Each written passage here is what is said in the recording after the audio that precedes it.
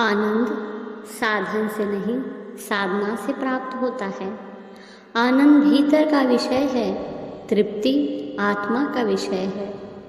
मन को तो कितना भी मिल जाए, यह अपूर्णता का बार बार अनुभव कराता रहेगा। जो अपने भीतर तृप्त हो गया है, उसे बाहर के अभाव कभी परेशान नहीं करते। केवल मानव जन्म मिल जाना ही पर्याप्त नहीं है, बल्कि हमें जीवन जीने की कला भी आना जरूरी है। पशु पक्षी तो बिल्कुल भी संग्रह नहीं करते, फिर भी उन्हें जीवन उपयोगी सब कुछ प्राप्त होता है। जीवन तो बड़ा आनंदमय है, लेकिन हम अपनी इच्छाओं के कारण, वासनाओं के कारण इसे कष्टप्रद और कलशमय बनाते हैं। प्रारब्ध में जितना लिखा है और जब मिलना लिखा है उतना ही मिलेगा और उसी समय पर मिलेगा। कर्म जरूर करते रहे, पर चिंतित कदापि ना हो। जीवन के लिए जो जरूरी है उतना प्रकृति कारण से नहीं, करुणा से अपने आप दे देती है। दुख में सुख खोज लेना, हानि में लाभ खोज लेना, प्रतिकूलताओं में सभी अवसर खोज लेना, इस सबको सकारात्मक दृष्टिकोण कहा जाता है। जीवन का ऐसा कोई बड़े से बड़ा दुख नहीं जिससे सुख की परछाइयों को ना देखा जा सके। जिंदगी की ऐसी कोई बाधा नहीं जिससे कुछ प्रेरणा ना ली जा सके। रास्ते में पड़े हुए पत्थर को आप मार्ग की बाधा भी मान सकते हैं और चाहे तो उस पत्थर को सीढ़ी बनाकर ऊपर भी चढ़ सकते हैं। जीवन का आनंद वही लोग उठा पाते हैं जिनका सोचने का ढंग सकारात्मक होता है। इस दुनिया में बहुत लोग इसलिए दुखी नहीं कि उन्हें किसी चीज़ की कमी है, बल्कि इसलिए दुखी है कि उनके सोचने का ढंग नकारात्मक है। सकारात्मक सोचो, सकारात्मक देखो, इससे आपको अभाव में भी जीने का आनंद आ जाएगा। आपकी खुशी इस बात पर निर्भर नहीं करती कि आपके पास कितनी संपत्ति है, बल्कि इस बात पर निर्भर करती है कि आपके पास कितनी समझ है। ये ज़रूरी नहीं कि जीवन में हमेशा प्रिय क्षण ही आए, दूसरे लोगों का अनुकूल व्यवहार ही हमें प्राप्त हो।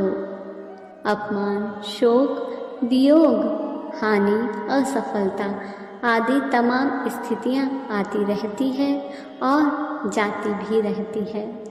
दुनिया का कोई भी शरीरधारी जीव इन विविधताओं से बच नहीं पाता।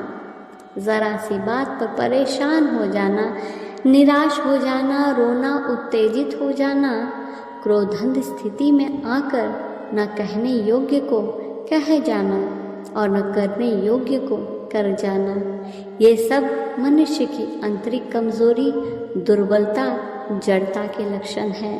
हमें अपने मानसिक बल को बढ़ाने की आवश्यकता है। कठिन से कठिन विकट स्थिति में विवेकपूर्वक और धैर्यपूर्वक निर्णय लेना है।